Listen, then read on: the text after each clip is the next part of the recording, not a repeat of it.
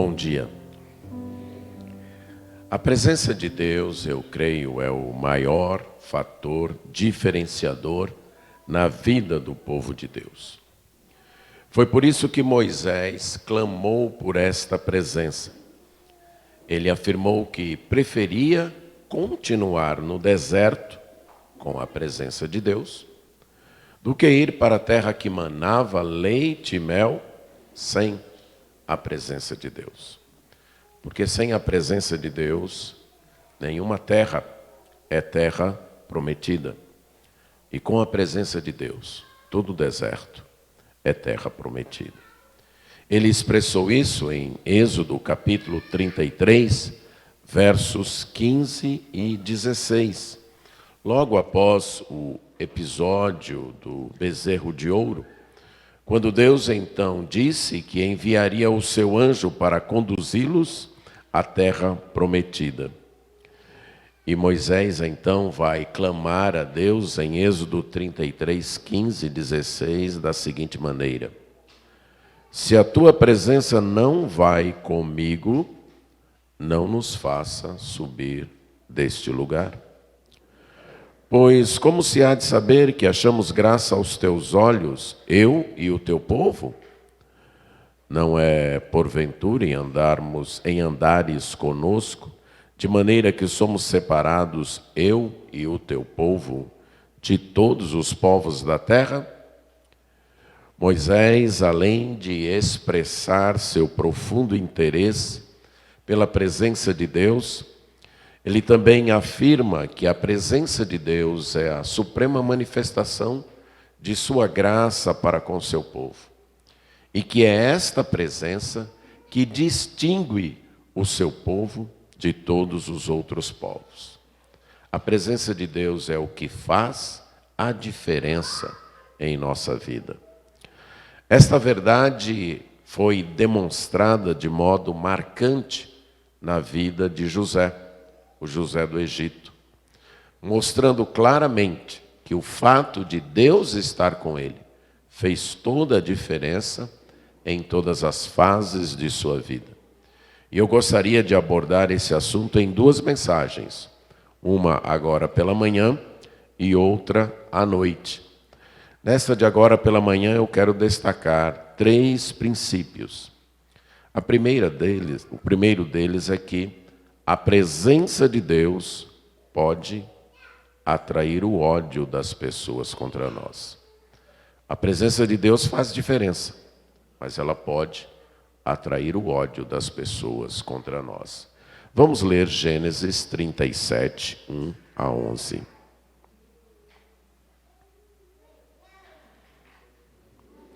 Gênesis 37, 1 a 11.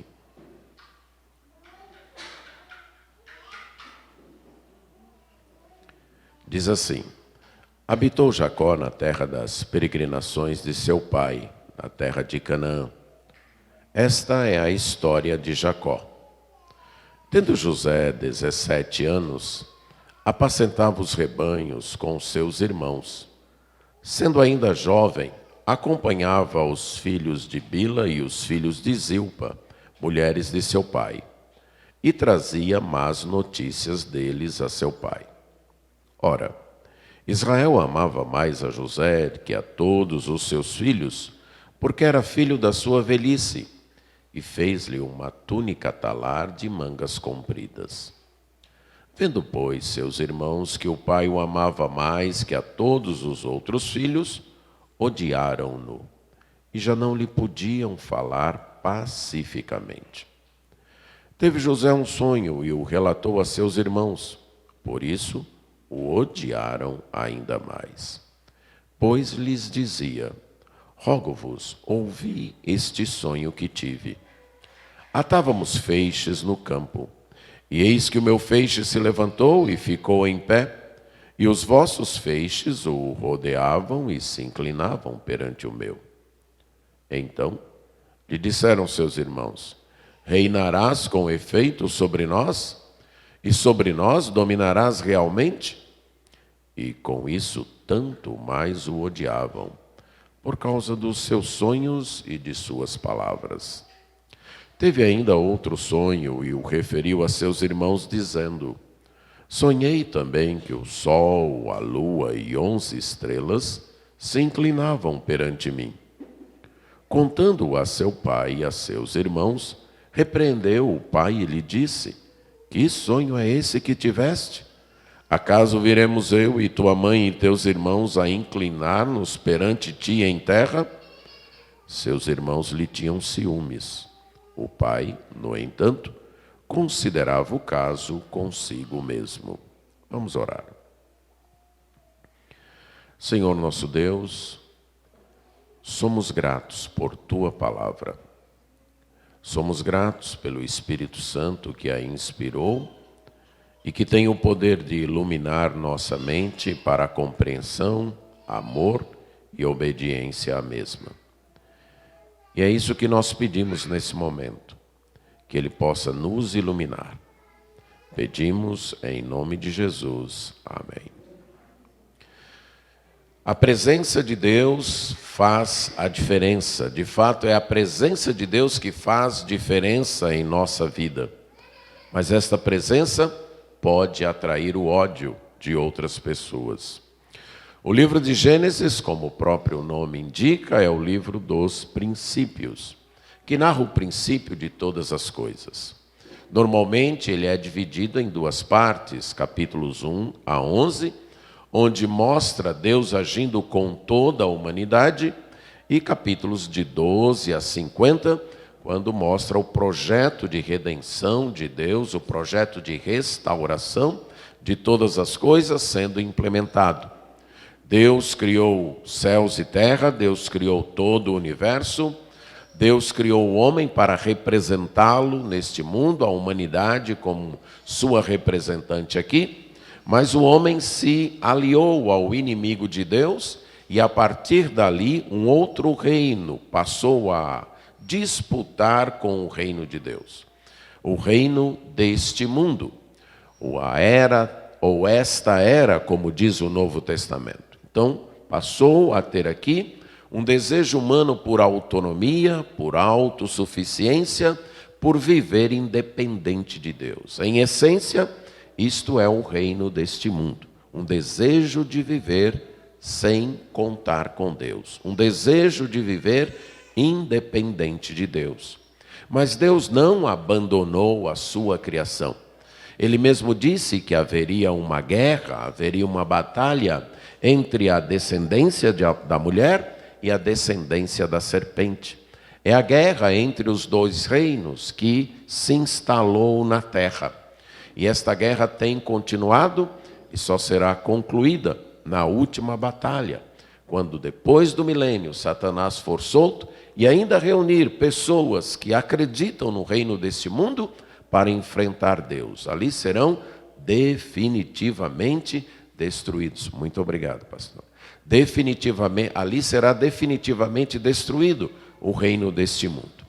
A Bíblia nos conta esta história. De fato, a história de uma guerra, a história de uma batalha entre o reino de Deus e o reino deste mundo.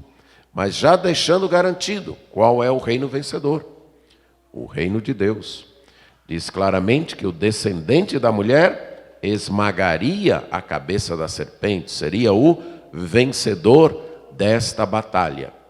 Então a Bíblia vai nos contando essa história, de 12 a 50, mostra como Deus escolhe uma família para ser a sua representante, ou melhor, a representante dos interesses do seu reino neste mundo. É a família de Abraão.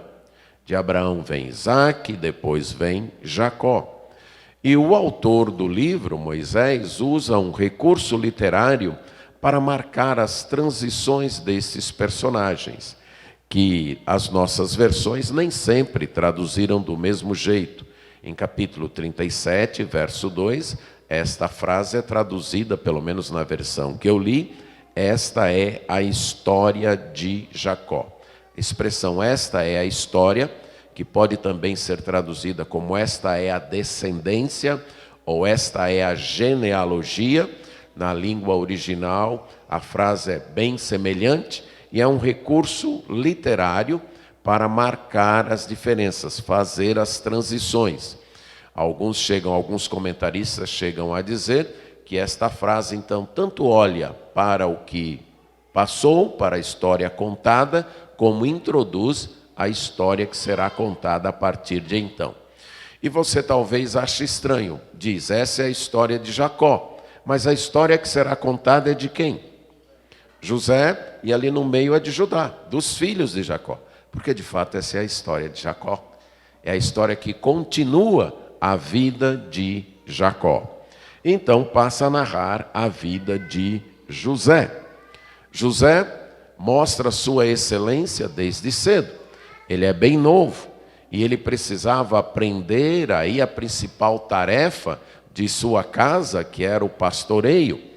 Os patriarcas eram pastores nômades, eles viviam então com seus rebanhos, dependiam disso e viviam mudando de lugar para lugar, dependendo do pasto, dependendo da água.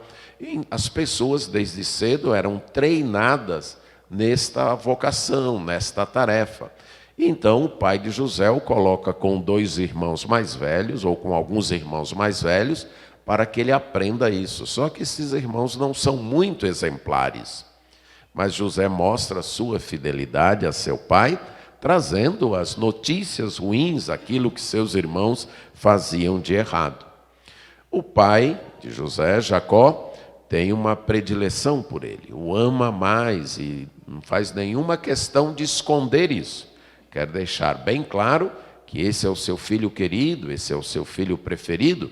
Então isso fica patente, tão patente que Jacó manda fazer uma roupa especial, demonstrando então sua preferência, como se ele dissesse: dentre todos vocês, esse aqui vai ser o meu herdeiro. Esse aqui é o que vai liderar vocês. Esse é o que será, que receberá a porção dobrada da herança. E tudo isso, então, causava ódio nos irmãos. Note que não é culpa de José ser o mais amado, ok?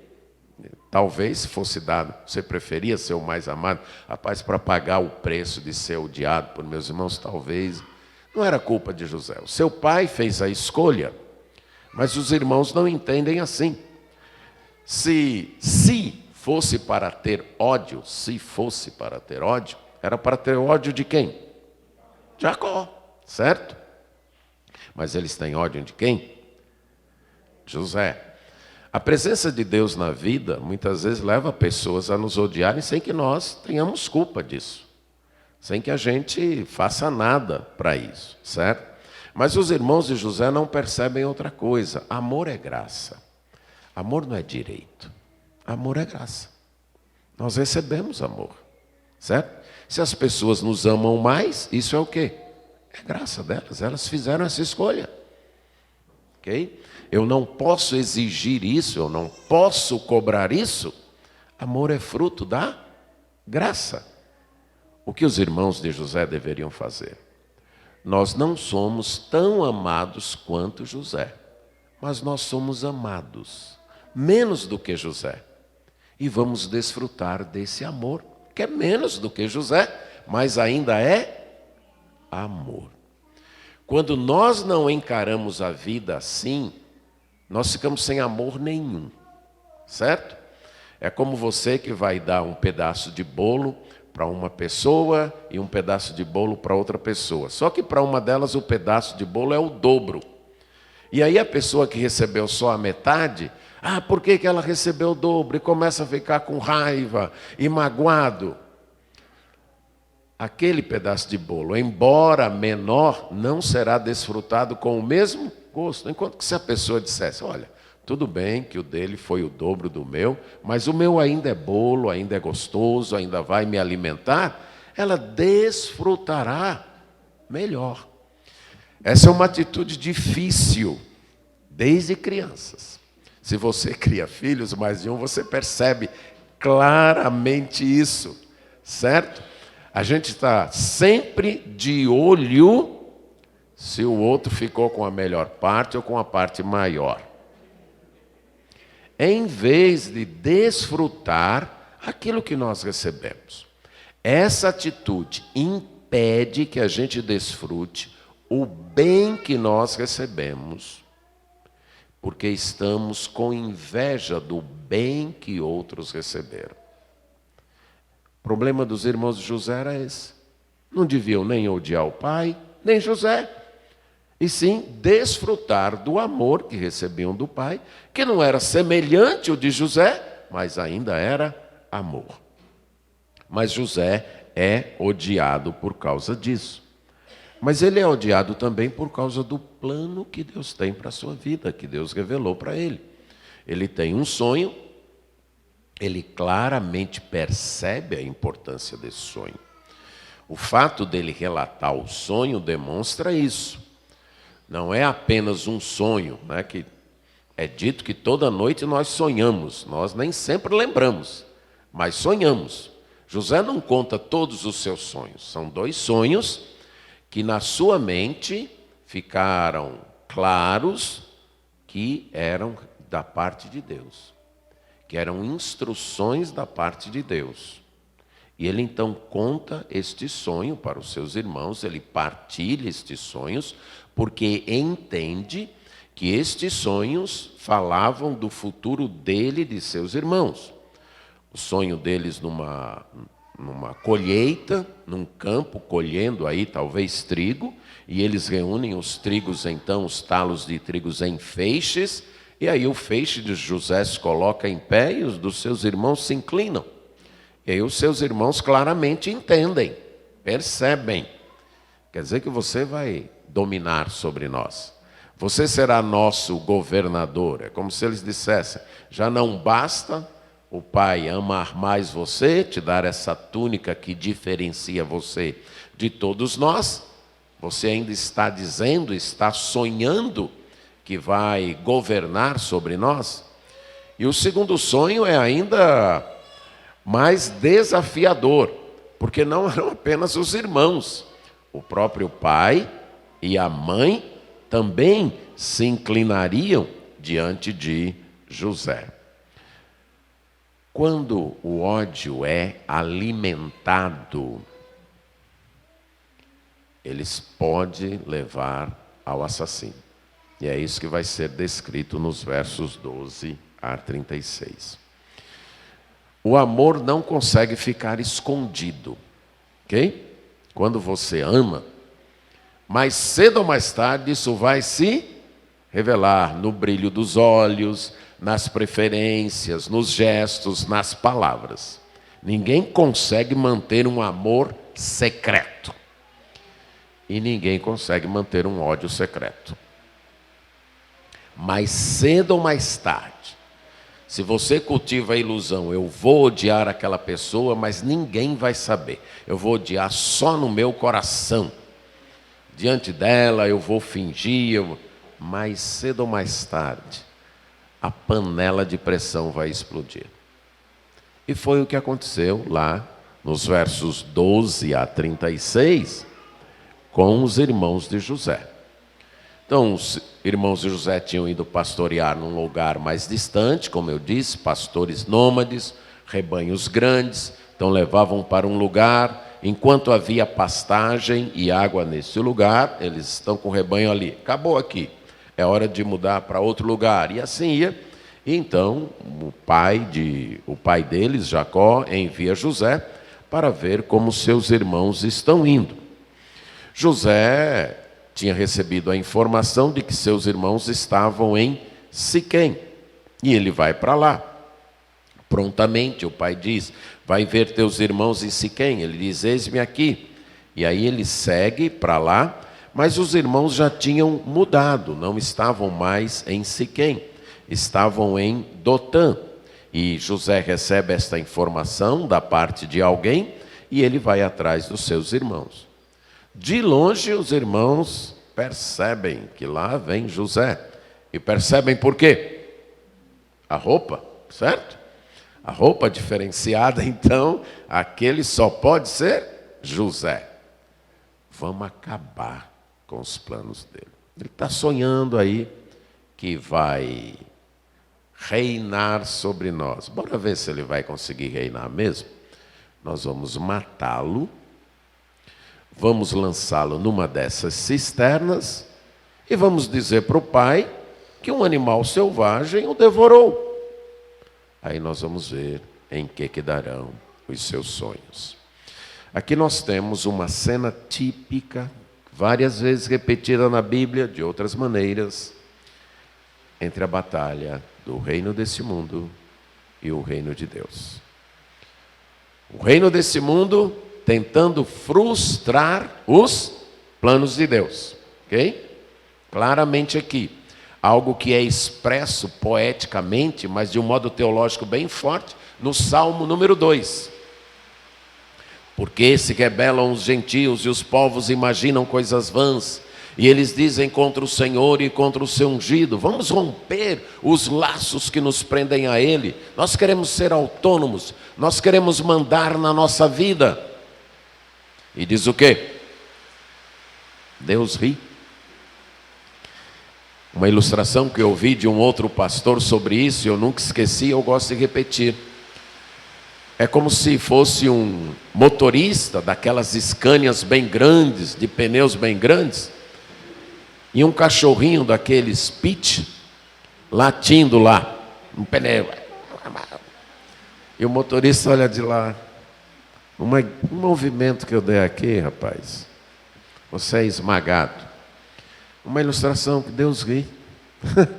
Quem eles pensam que são? O que eles pensam que estão fazendo? O tempo deles vai chegar.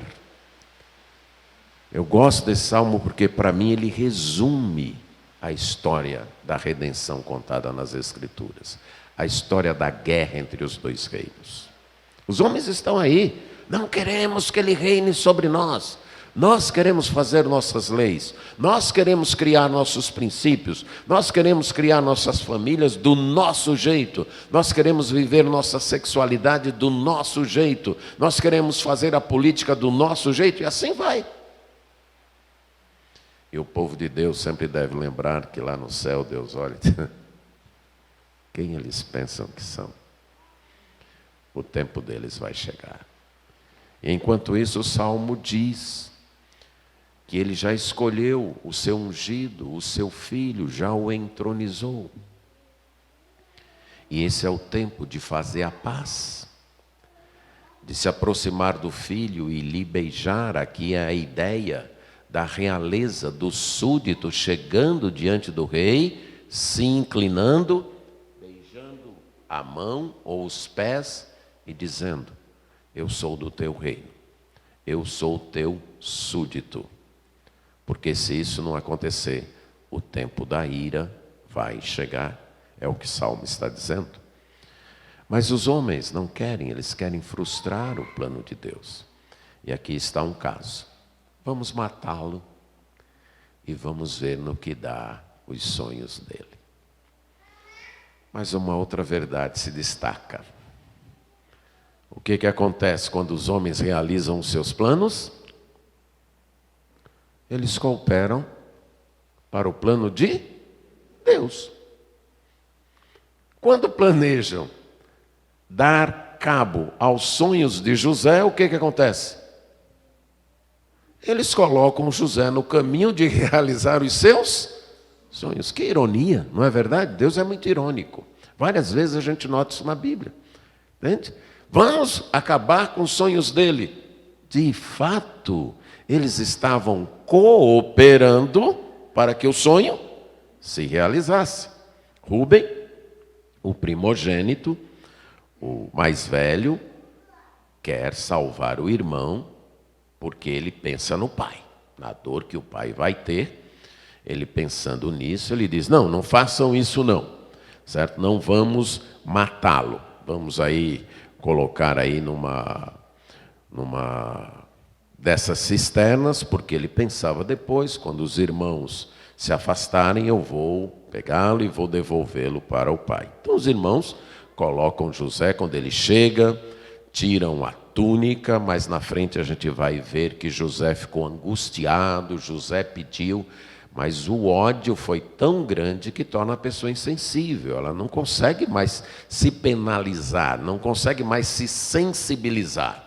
Eles tiram a túnica e lançam José lá na cisterna, sem água e vão almoçar.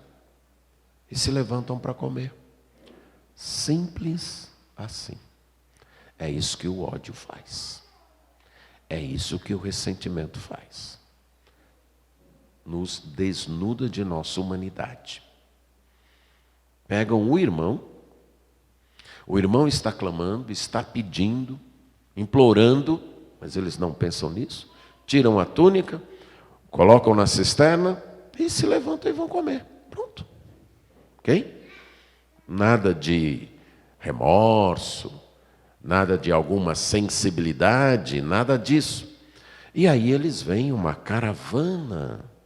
Aí eles dizem, olha, não vale a pena matar nosso irmão e esconder-lhe o sangue.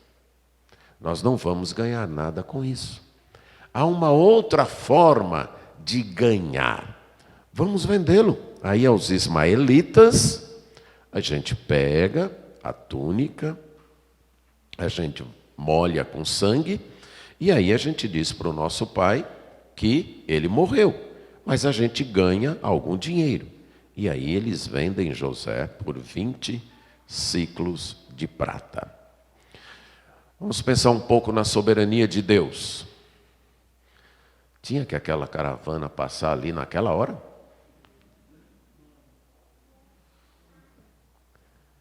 Tinha que passar uma caravana que estava indo exatamente para o Egito? Por que não passa uma caravana voltando? Né? Só indo. Rubem não estava lá. Tinha que Rubem se afastar exatamente naquele momento? Há um Deus soberano que também é Senhor do ódio dos homens. Vamos sempre lembrar disso. Há um Deus soberano que também é Senhor do ódio dos homens. E que, como diz o Salmo, canaliza a ira dos homens para a sua glória. Não estamos desamparados. Não estamos à mercê dos poderes deste mundo, seja poderes A ou B. Não estamos. Os poderes deste mundo é que estão à mercê do plano de Deus, que soberanamente dirige todas as coisas. E aí eles o vendem. E a insensibilidade é tão grande, Rubem ainda manifesta alguma, ele rasga suas vestes quando não está lá o menino. Mas a grande preocupação de Rubem, qual é? É o pai. Ele deve contas ao pai. Ele é o irmão mais velho. Mas os outros, o cinismo aqui, irmãos, é muito grande. Eles chegam para o pai e dizem, achamos isto. Vê se é ou não a túnica de teu filho. Eles sabiam que era a túnica de José? Sabiam. Achamos isto. Verifica isso, não é a túnica não é do nosso irmão. E sim a túnica do teu filho. É isso que o ódio faz. É isso que o ressentimento faz. Não devemos permitir que ódio e ressentimento se abriguem em nosso coração, que ele vai produzir isto, esta insensibilidade, esse amargor.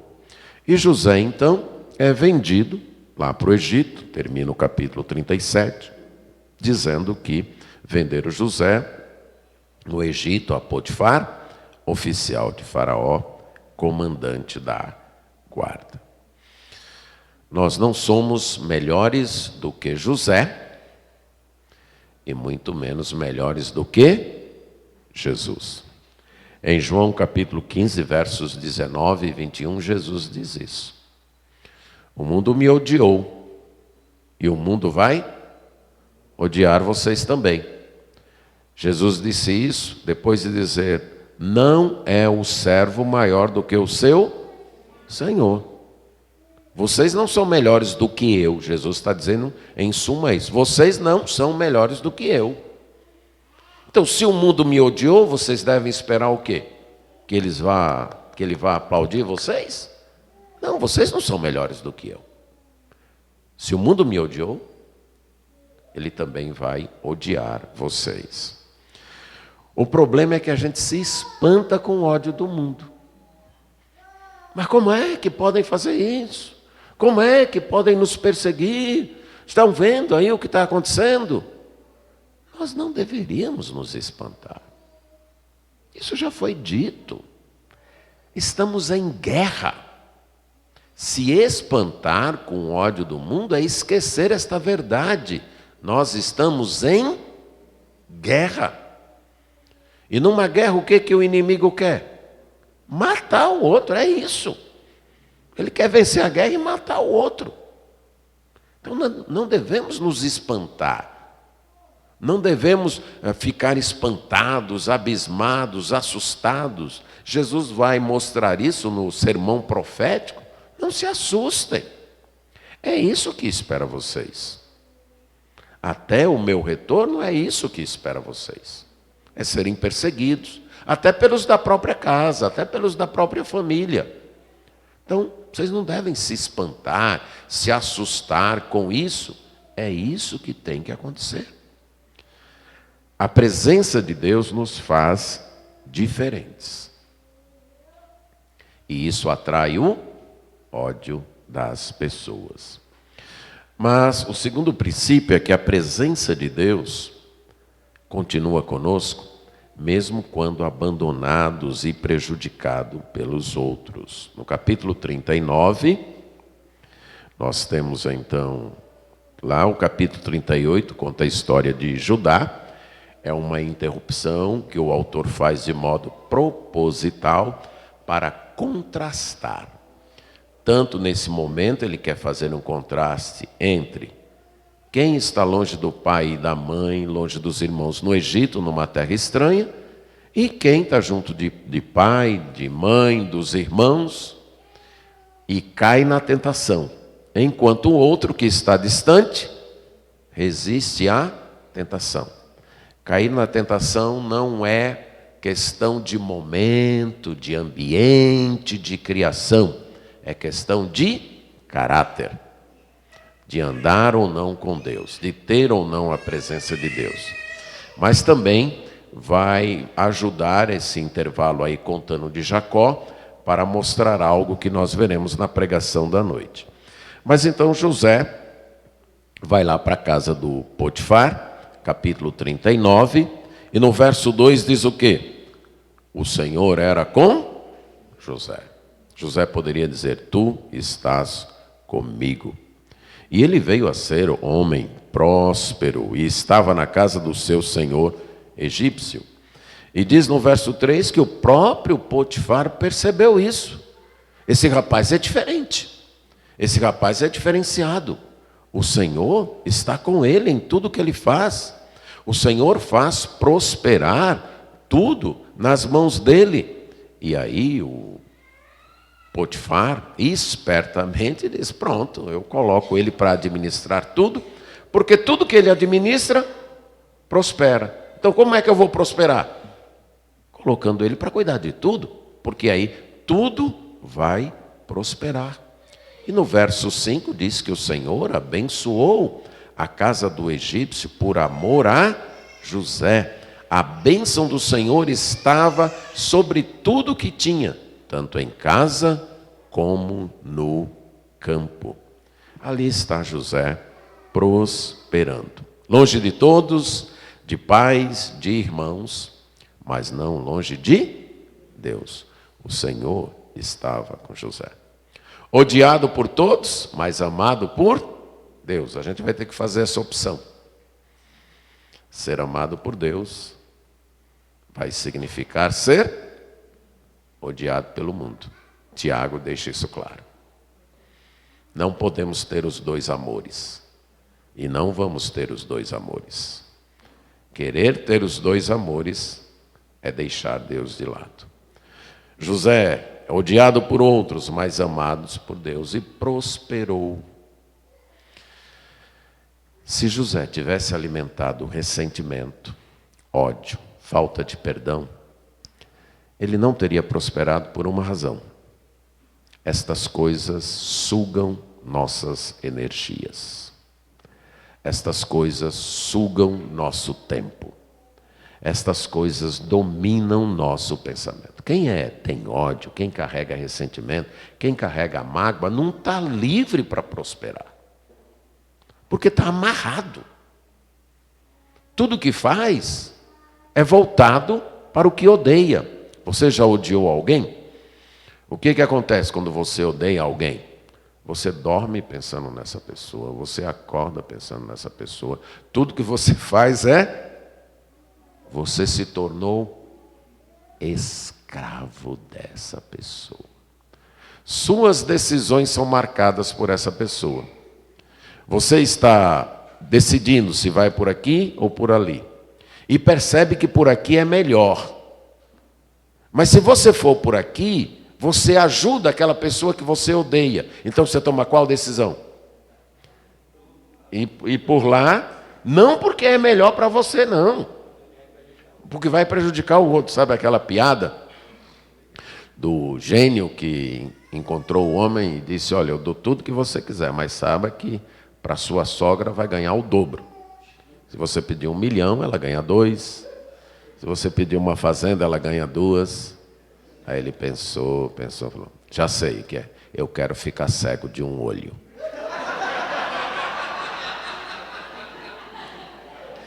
É só piada. Mas a piada ilustra bem o que a inveja e o ódio fazem. A gente ri, mas numa menor escala, a gente está fazendo isso na vida. Aqui é melhor para mim, mas se for melhor para mim, também é melhor para aquela pessoa que eu não aguento. Então eu escolho o pior para mim, só para prejudicar a outra pessoa também, sem noção de que eu estou também me prejudicando. José não era assim. A presença de Deus fazia a diferença. Não permita que o ressentimento, a ira, o desejo de vingança, o ódio, dominem sua vida. Eles vão tirar a energia, o tempo, o pensamento, a inteligência que deveria ser canalizada para você desfrutar do plano de Deus para a sua vida. E José mantém sua fidelidade. Não era só o chefe de José que o admira, agora também a mulher do chefe de José passa a admirar José. Rapaz, um rapaz novo, inteligente, futuro, bonito, certo? E aí ela começa a colocar os olhos em José, começa a ver um assédio sexual. E ela começa a convidar José: olha, vem, dorme comigo. Note a resposta de José: o meu Senhor me tem em alta conta que ele não sabe nada do que há na casa dele. Ele confia em mim. O meu Senhor confia em mim. Ele não me vedou nada senão a ti, porque é sua mulher.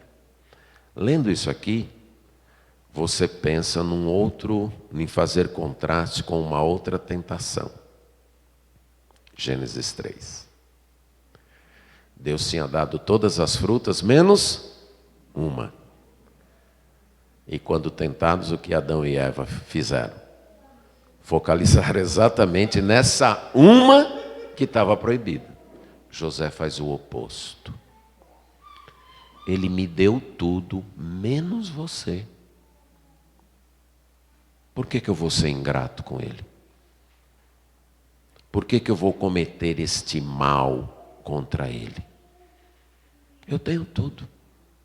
E eu não quero perder tudo por causa daquilo que me é proibido. Essa é a visão que se deve ter diante da tentação. A tentação nos faz esquecer o muito e o bom que está à nossa disposição para focalizar no pouco que nos foi proibido. E aquele pouco que nos foi proibido acaba, quando a gente fica focado nisso, acaba sendo o tudo. Ou tem o que foi proibido, ou o restante não vale a pena.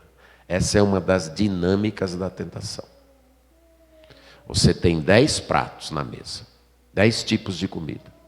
Você só não pode uma. As outras 9 você pode. Mas quando você focaliza na uma que você não pode, os outros 9 perdem o sabor, perdem a atratividade. Eles só passam a valer a pena se também você conseguir aquele que foi proibido. Mas a tentação deve ser enfrentada da seguinte maneira: não focando o que foi proibido, e sim focando o que nos foi dado, o que nos foi permitido. E é isso que José faz. Eu tenho direito a tudo, menos a você. E eu vou desfrutar do tudo. Não preciso de você. E ele também diz: eu também pecaria contra Deus. Eu estou longe da casa do meu pai, estou longe da casa dos meus irmãos, mas não estou longe de Deus. Eu não vou pecar contra ele. A fidelidade a Deus está acima das tentações. E qual é o resultado dessa fidelidade? Ódio. É ódio, certo?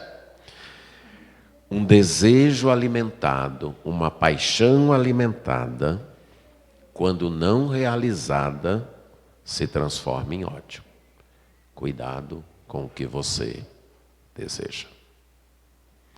Porque quando você deseja algo, deseja, insiste com aquilo, e aquilo não é realizado, você passa a odiar quem impediu a realização daquilo. E aí esse ódio não tem limites. Rapidamente, a paixão daquela mulher se transforma em ódio. E ódio grande. E ela, primeiro, faz uma loucura. Concorda? Sai todo mundo, vem José, e ela agarra-se a José. Isso é uma loucura. É um gesto tresloucado. Mas José ainda tem o bom senso e o juízo de sair correndo. Graças a Deus ele ainda teve isso. Mas agora o ódio, então, assoma e ela acusa José. A presença de Deus nos faz diferentes. E nos faz ser bondosos com os outros. Mas nem sempre nossa bondade é paga com bondade. Algumas vezes ela é paga com maldade. E aí José é preso. Se tem alguém, vamos chamar assim, com direito à amargura, esse alguém é quem? José. Rapaz, eu fui um bom filho. Eu fiquei sempre do lado do meu pai. Eu preferi sempre fazer o melhor. Eu não pedi para ser o mais amado. E olha o que aconteceu comigo. Fui vendido como escravo para o Egito. Mas aí eu não deixei me abater. Eu me tornei o melhor empregado. Cheguei ao cargo de chefia. Fui o melhor chefe. A mulher do patrão tentou trair o seu marido comigo e eu recusei. E olha aí o que aconteceu comigo. Estou na cadeia. Não vale a pena ser fiel. Não vale a pena servir a Deus. Não vale a pena continuar, perseverar no bem. É essa a atitude de José? Não.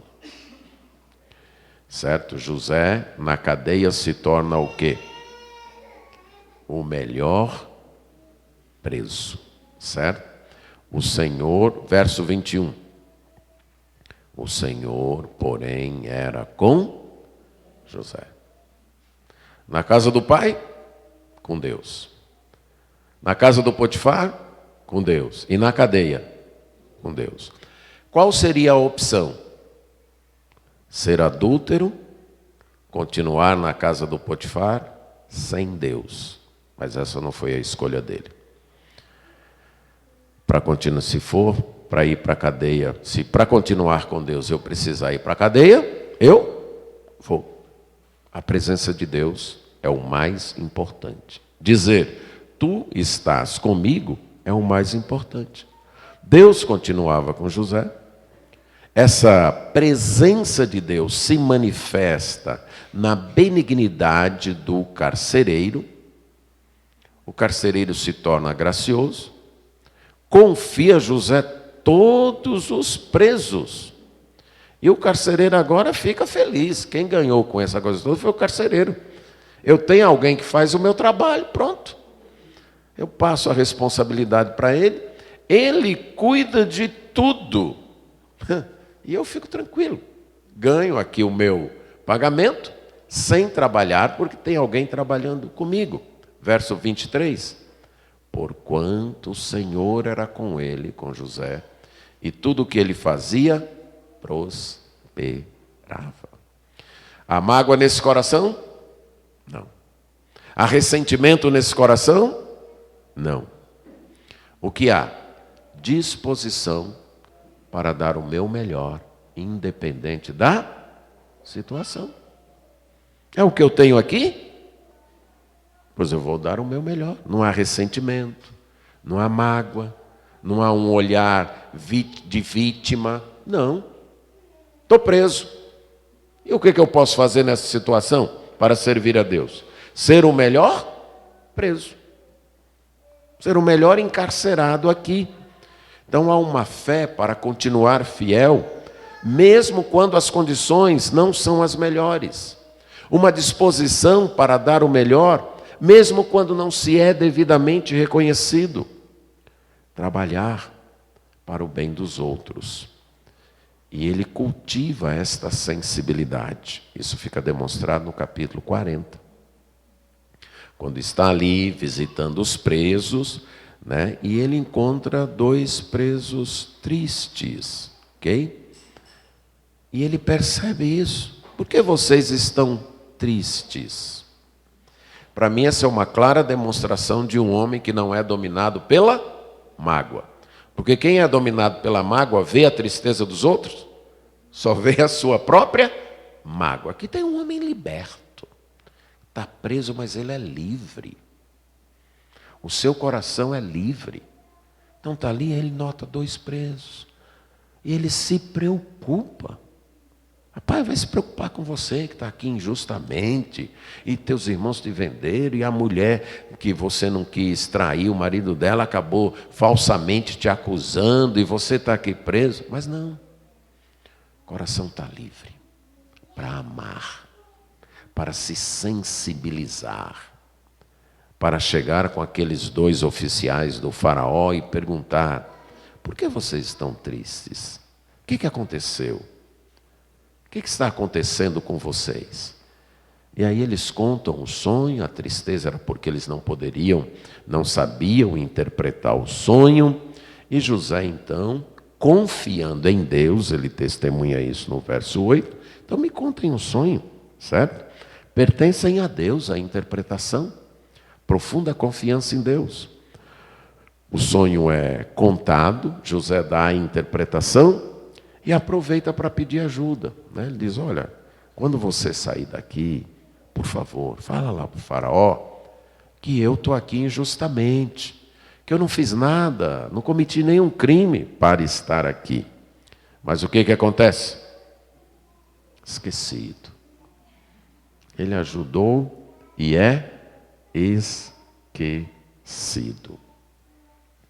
Mas não há autocomiseração, não há vitimização, não há depressão, não há preocupação, não há ansiedade, não há ira, não há ódio, não há ressentimento. E o que faz isso?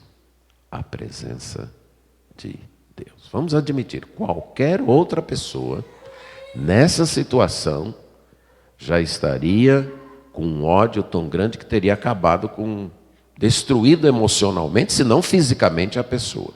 Mas José não, ele é livre. A presença de Deus faz a diferença. Faz a diferença atraindo o ódio dos outros contra nós. Mas faz a diferença em nos fazer sobressair mesmo em situações de profunda aflição. Mas em terceiro lugar, e último hoje pela manhã, é que a presença de Deus realiza os seus propósitos em nossa vida no tempo certo. Mas uma pessoa sonha aqui, agora é o faraó. Ele tem um sonho, e na época era muito comum, todos os reis tinham oficiais, conselheiros, encarregados de fazer prognósticos, com base em sinais no céu, com base muitas vezes em técnicas mágicas, mas também para discernir os sonhos. José tem 2 sonhos, ele percebe que o faraó, ele percebe que é importante, e ele então chama ali os seus magos para darem a interpretação, mas eles não conseguem, os sábios não conseguem. Aí o copeiro lembra, olha, faraó, e no tempo que eu estava preso, tinha um homem lá, um rapaz dos hebreus, que ele deu a interpretação do sonho para mim e para o padeiro. E foi exatamente a interpretação dele que foi realizada. Ele é um jovem hebreu. Aí o faraó diz, mandem chamar. E aí lá vem José, se prepara, se apresenta ao faraó com profunda humildade e dependência de Deus. O faraó diz, eu ouvi falar que você pode interpretar sonhos. Verso 15, capítulo 41. José responde, isso não está em mim, mas é Deus. É Deus que vai dar a resposta para o faraó. Quando a gente pensa na juventude dele, essa humildade é admirável. Quando a gente pensa no quanto ele é jovem, né? No talento que ele tem, talentoso, inteligente, essa humildade é admirável. Não, é Deus que dá a resposta. Aí o faraó conta o sonho e José sempre coloca Deus. Verso 25. O sonho do faraó é apenas um. Deus manifestou a faraó o que há de fazer. Verso 28. Esta é a palavra, como acabo de dizer a faraó, que Deus manifestou a faraó que ele há de fazer. Verso 32. O sonho de faraó foi dúplice, porque a coisa é estabelecida por Deus, e Deus se apressa em fazê-la. Faraó, quem manda no Egito é Deus. Talvez você está pensando que é você, mas não é não. Humildade e coragem. O sonho veio de Deus, a revelação do sonho veio de Deus, e a realização do sonho será feita por Deus.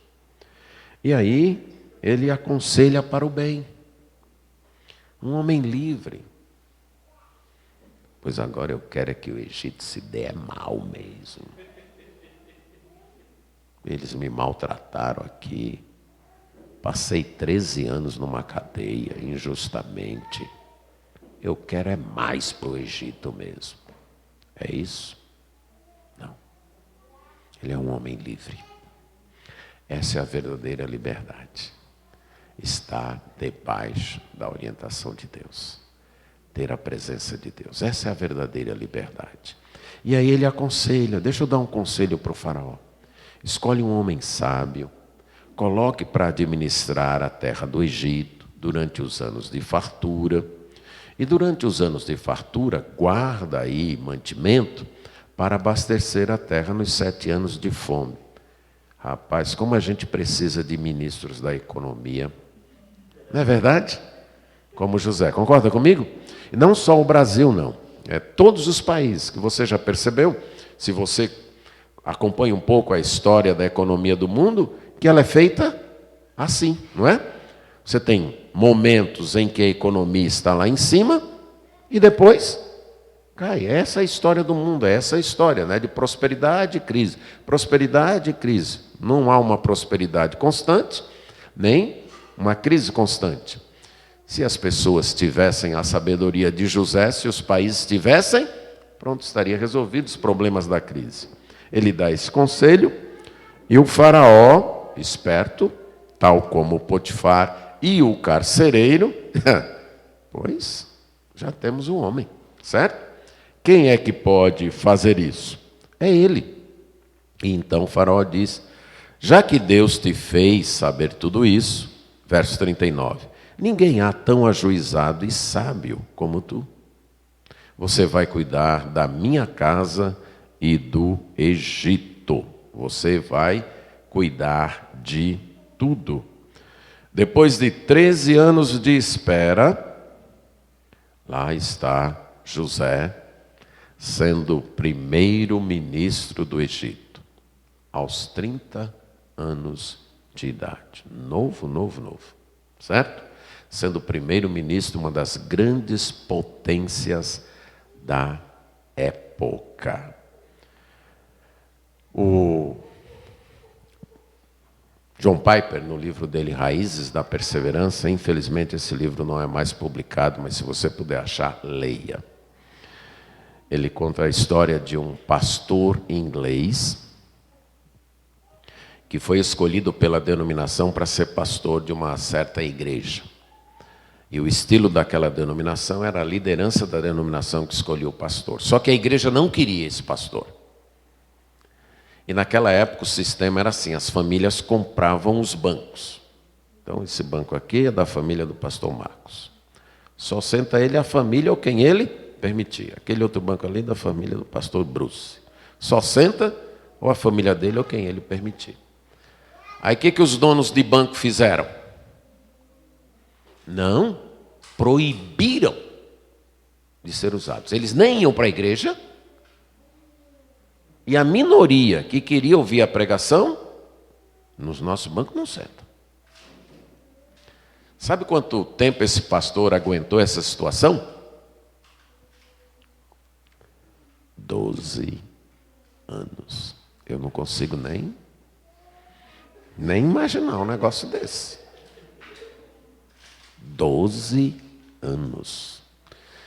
Ele pegava parte do salário e comprava cadeiras e colocava no corredor para que os outros que não eram contra ele pudessem chegar e assistir. Mais 12 anos de gente boicotando e tentando tirá-lo da igreja e impedir que outros ouvissem. Isso é perseverança. Isso é José. A gente espera. Deus nos colocou aqui, nessa igreja. Somos odiados, a maioria não quer a gente, mas Deus está nos colocando aqui. Então a gente fica. Mesmo falando mal, mesmo boicotando. Esse homem, esse pastor, eu acho que o nome dele é John Simon, sofreu? Você acha que ele sofreu? Deve ter sofrido muito. Concorda? Ser odiado não é uma experiência agradável. Está longe de ser uma experiência agradável. Ser boicotado, você caprichar, preparar uma mensagem para ser boicotado. Mas ele ficou. E foi pastor daquela igreja por mais de 50 anos. Os sermões dele estão escritos e publicados até hoje. E influenciou várias pessoas. Inclusive, John Stott foi muito influenciado por ele. Perseverança na hora da dificuldade. Esse é o caminho que Deus quer para mim. Estou apanhando de todo lado, fazendo bem para todos, sendo vendido por alguns, caluniados por outros, esquecido por outros. Mas esse é o caminho que Deus quer para mim. Eu vou ficar nele. Eu vou perseverar nele. E vou dar o meu melhor. E vou fazer disso aqui o meu melhor. Foi para isso que Deus me chamou. Nem sempre, e na maioria das vezes, não foi para ser aplaudido. E aí, através dos filhos de José, dos nomes que ele dá, eu quero encerrar. Que aí ele casa, o faraó lhe dá uma esposa, capítulo 41, verso 51. O nome do primeiro filho, Manassés. Deus me fez esquecer de todos os meus trabalhos e de toda a casa do meu pai. Capacidade de esquecer é importante para a nossa saúde mental e espiritual. Tem como mudar o passado? Tem? Não tem.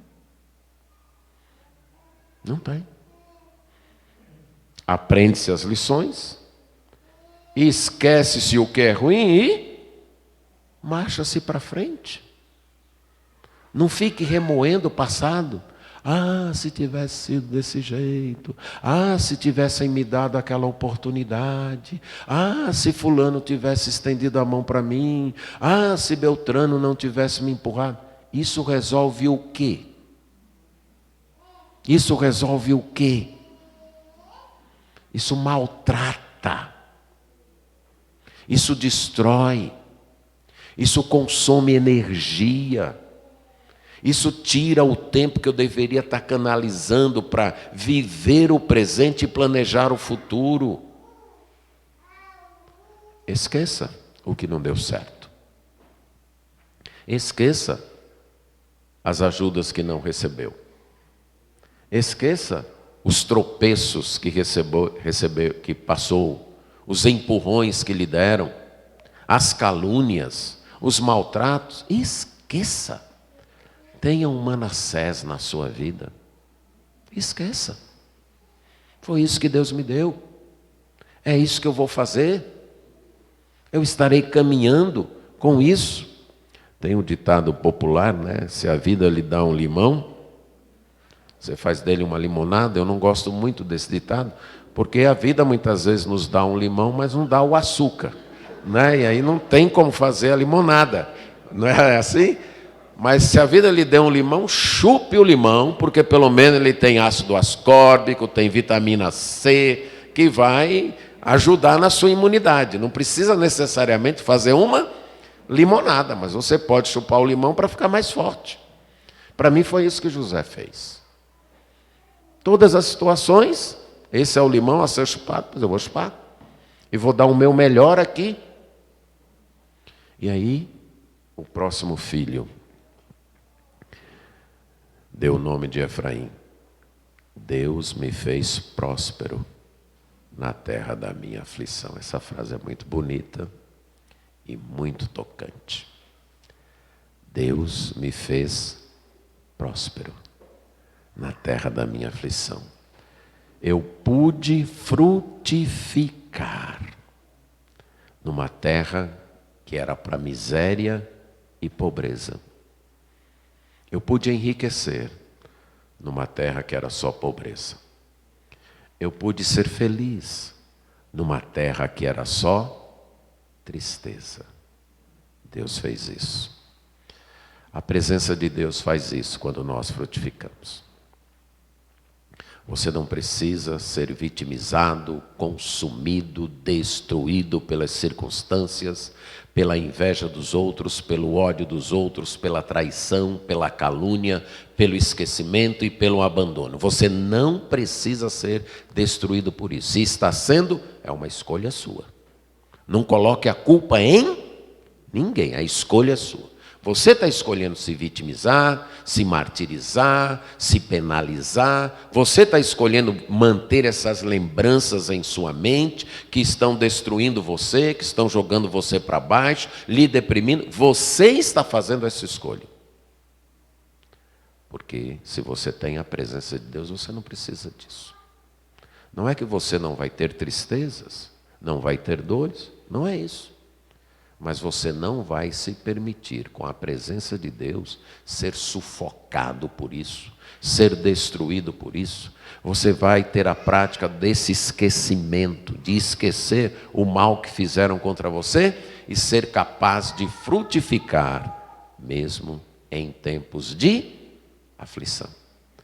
Tempos de aflição não precisam ser tempos infrutíferos.